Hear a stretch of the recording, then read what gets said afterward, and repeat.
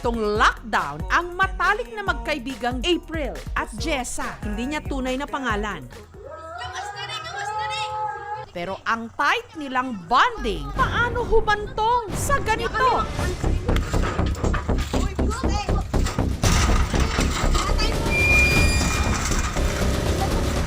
Hanggang ang rambulan umabot sa putikan.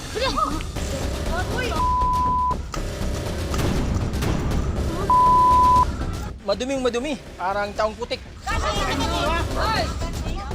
Ginaganyan ko yung buhok nila. Parang manok ba? Di nag-awat. Ano ba ang pinag-awayan ng dating magkaibigan? Magkakaayos pa ba sila?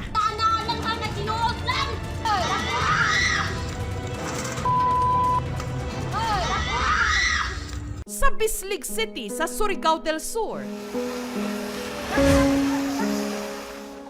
nagkakilala sina April at Jessa. Parang magkapatid na nga kami eh. Lagi po siyang pupunta sa bahay. Murag siya na ko gigsoon. Kay kung nay ako na po iya ha. Kabali kong laglaag mi. Nya, sige mag TikTok. Baby, paminawa, kining akong kantahan. Naiintindihan daw kasi nila ang isa't isa, lalo pat parehong hiwalay ang kanilang mga magulang. Gipapuyo man po na ako sa balay. Kaya gipalayas po siya. Pero bukod sa matalik na kaibigang si Jessa, napunan din daw ang puwang sa puso ni April nung nakilala niya ang 2 taon na niya ngayong nobyo, ang construction worker na si Jerome. Asawa ko na po yung turing ko sa kanya dahil sa amin na rin siya nakatira. Wala na rin siyang ibang matutuluyan. Kaya sa akin na lang siya nakatira sa aming bahay. Sobrang mahal ko po talaga siya. At kapag nagpapadala raw ng pera ang nobyo nitong si Jerome, binibigyan pang araw ni April si Jessa. Kusugay po siya hatag. Wala ako ganahan sa iya ha. Pero si April, meron daw natuklasan. Feel ko, tinayto nila ako. Nito lang kasing Hulyo, habang nagtitinda sa palengke si April, Kasi yung kaibigan ko, pinakailaman yung account ko. Nya, akala ko naman ng asawa ko, ako yung nag-chat sa kanya. Nga, makikipaghiwalay ako sa kanya. Chat niya sa akin niya, wag ko na daw yung ipilit yung sarili ko sa kanya. Maghanap na lang daw ako ng ibang babae. at ang pinagsususpetsahan ni April na nakipag-chat sa kanyang nobyo, Ako man to nag-chat sa iyahang bana pero siya ang nagsugo sa ako Nag-chat po ko sa isa ka-account tong nga nag-Gisa. Puliyog po ingnas, magtarong siya chat sa kuwang. Reply po ni Gisa po niya, ano mong ipilit pa man imong kaugalingon siya, nga dili naman siya siguro sa simuha. Mato ko gitog antanan nga naa siya ka uwag nga laki. Kada pagid na ako nga naay uyaw, yagi patulan. Meron kang ebidensya na magpapatunay na ginawa ko yun sa kanya? Sige, ipakita mo. Ito ang mga chat. Ikaw ang nag-chat nito, hindi ako. Naibog sa kuha kay permintim ako padalaan sa ako sa kwarta. Nya kay siya wala. Murag iya gurong gidaot-daotan. Kasi meron kasi siyang barkada na lalaki. Ang gusto niya na yung niya at yung barkada niya ng lalaki, magkasila ba? Punong-puno na kasi akong galit yun. Kaya ako sumugod dun sa bahay nila. Then tingala na lang may nga nagdala siya og kutsilyo niya iyon ta ko dong gabon. Ako yung nauna. Siya ako gikuan sa scene. Moto ako po siyang gikuan sa kanal. Gipakaon to na kog kanal. Paano ko siya gisagpa-sagpa. Di na ko po siyang gipakaon og lapok. Video mo pastilan. Lapok mi nagdumbog. Murag koan pud kayo. Grabe na pud kay kaisog.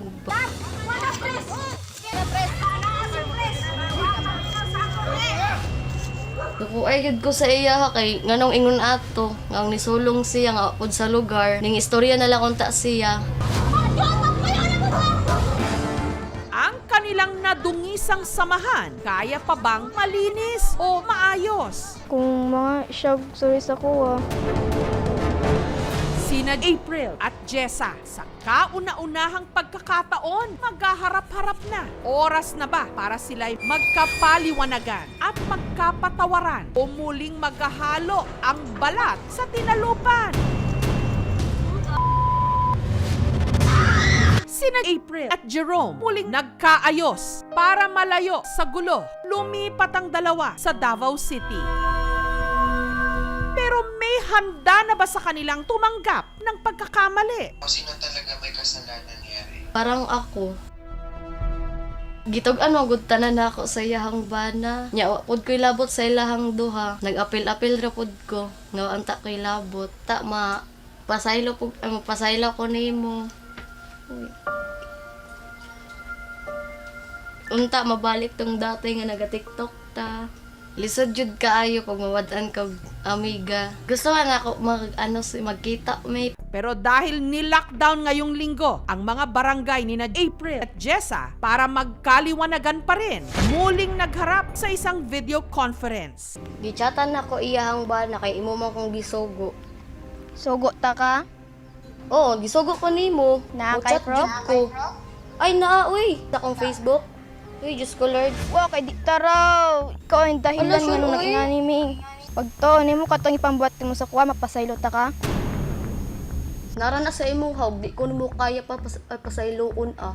Napatoy pa ingon-ingon nimo nga di pa na mao nga kwan sa lapok. Niingon pa ka nga na round 2 niya, asa may mo round 2, gi-chatte ka nga. Sulungi ko. San banda? Sa gera? Sambunutan? Pili ka lang, di mo ako kilala.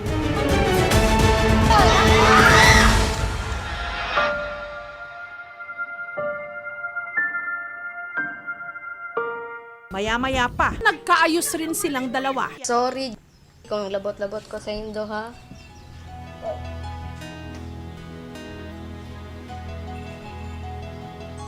Hilak.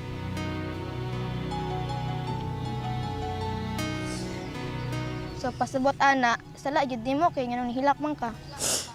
Oh, I know nga sala na ako tanan nga nung nag-apil-apil ko sa inyong tuha. Nara na sa imo mapasaylo ko nimo or dili. Basta kay ako napasaylo na jud ta ka.